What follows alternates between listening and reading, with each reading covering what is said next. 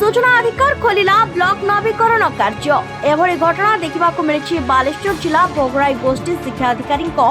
कार्यालय नवीकरण कार्य रे व्यापक दुर्नीति होईछि। बिना सरकारी अनुदान रे एही कार्यालय होइथिबा नवीकरण पई लक्ष लक्ष टंका कुआडू आसिला। सूचना अधिकार तथ्य आधार रे एबे एहा चर्चार विषय पलटिछि। कार्य रे टंका खर्च होइथिबा प्राय 10 लाख टंका को नै विराट प्रश्नवाची सृष्टि होईछि। 3 मास पूर्व कार्य होइथिबा बेले तत्कालीन गोष्ठी शिक्षा अधिकारी ऊपर को आंगुली उठिछि। उक्त तथ्य को भित्ति करी एही कार्य रे होइथिबा घोटाला रे तत्कालीन गोष्ठी शिक्षा अधिकारी एबीओ ज्योत्स्नाराणी पंडा सीधासलख दायी करी तांको नामरे भोगराई थाना रे एक एतला दायर करा जायछि एवं गोष्ठी उन्नयन ऑफिस उद्घाटन करबा को जायतिबा भोगराई विधायक गौतम बुद्ध दास ब्लॉक अध्यक्ष प्रवीर गिरी नामरे गत 6/11/2024 तारिख रे भोगराई थाना रे शिक्षक अशोक दत्त लिखित अभियोग करिसंती। एही आरटीआई तथ्य नै समाजसेवी सुभाष चंद्र प्रधान श्रीवत्सपुर ठारे थिबा भोगराई गोष्ठी शिक्षा अधिकारी कार्यालय नवीकरण पई शिक्षा विभाग पक्षरु कोनोसी प्रस्ताव नथिबा बेले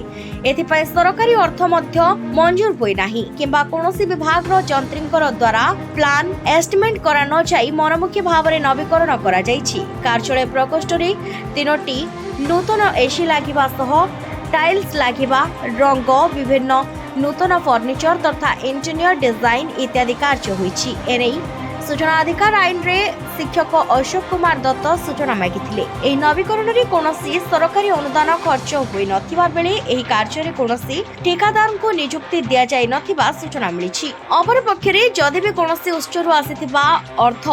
खर्च होईछि एनै विभागीय उच्च पदाधिकारी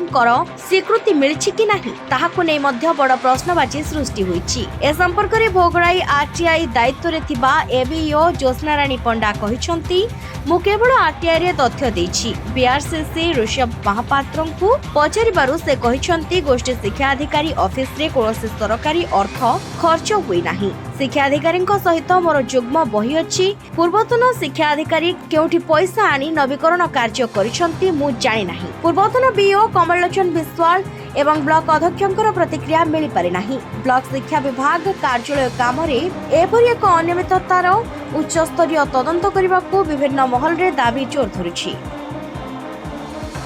से जो एबे जो बीए रिटायर्ड हो जाइछंती से तो रिटायर्ड एबे हेले किंतु ये 5 वर्ष तांका नारे एफआईआर ऑलरेडी दिया आइथिला। एबे एमिति नुहे जे रिटायर्ड हला पर आमे देइछु सेटा नुहे रिटायर्ड हला पूर्व आमे देइथिलु एवं आमर विधायक आ चेयरमैन के प्रति एथि पय ऑब्जेक्शन जे सी केमिति आसी कि तांकर सेठी उद्घाटन ले केमिति शामिल हेले तांको तो इनवाइट करथिबे ना ते सरकारी फंड यूज हेइ नै एटा सरकारी स्कीम नुहे सरकारी स्कीम ले कोनसी काम होई नै तो आपण माने केमिति आसी कि सेठी उद्घाटन कर देले आसी कि कलाधन यूज हेइछि व्यवहार हेइछि ए प्रोजेक्ट रे तेणु आम विधायक उपर प्रश्न उठाऊँ एफआईआर आम करूँ से कला टंकार काम होती आम प्रश्न उठाऊँ जदि एमएलए गले निज फंड रू टंका देकी गले आमर किसी ऑब्जेक्शन नहीं किंतु सांविधानिक पदरे रहीकि आपड़ किसी न बुझी न सुझी केमी गले तेणु गोटे कलाधन व्यवहार होती आम एफआईआर करें कथा हूँ सरकारी कार्यालय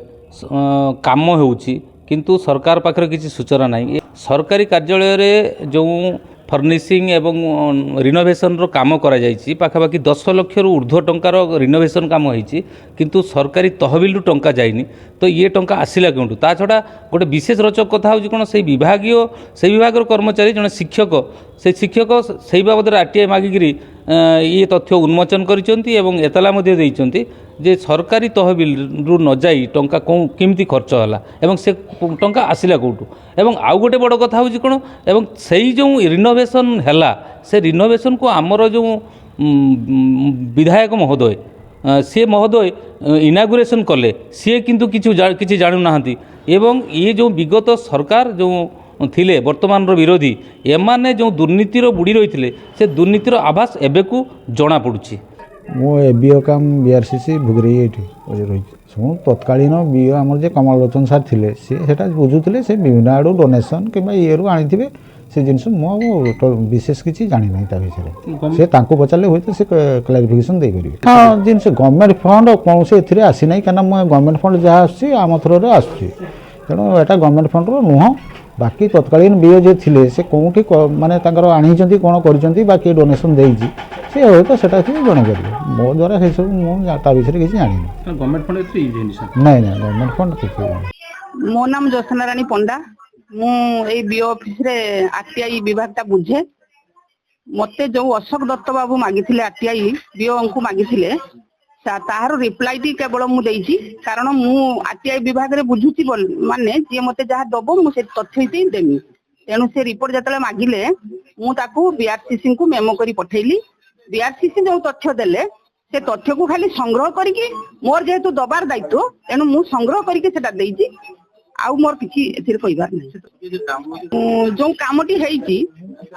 बी ऑफिस तो आगुरु बहुत माने खराब अवस्था रे थिला तेणु जो बीओ पुराना बीओ सार जो थिले कमल लोचन सार सीए तांकर दायित्व रे थिले तेणु सीए तांकर गवर्नमेंट अर्थ तो किछि आसी नाही सीए तांकर पॉकेट रु देई करिसेंती कि कोन करिसेंती से विषय रे मु जाने ना। भोगराईରୁ उमाकांत नायक रिपोर्ट संचार लाइव।